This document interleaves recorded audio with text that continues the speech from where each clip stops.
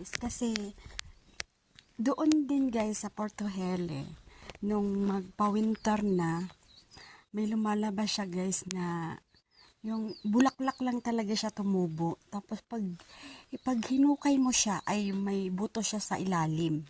So dito naman guys, kasi parating na yung summer, so bulaklak din yung ito din yung palatandaan pag mag-summer na. Ito, tingnan nyo guys, ang ganda ng bulaklak. Look at the flower. So nice. Tingnan nyo. Ang ganda niya. Ganito lang siya guys. Tingnan nyo, ang ganda oh. No. Pero nung dumating ako dito guys, wala akong nakitang ganito dito.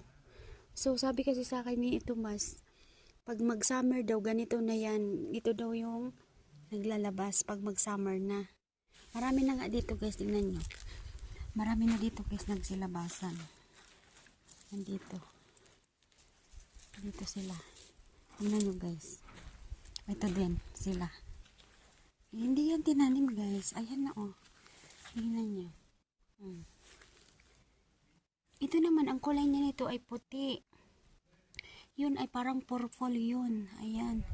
Mayroon pa dito guys. Ito sila oh.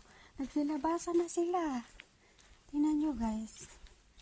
Oh, ayan na. Nung dumating ako kasi winter, wala yan dito yan guys. Wala yan. Ayan oh. Tingnan nyo, nagsilabasan na din oh. Iba din siya, di ba? Iba din siyang kulay.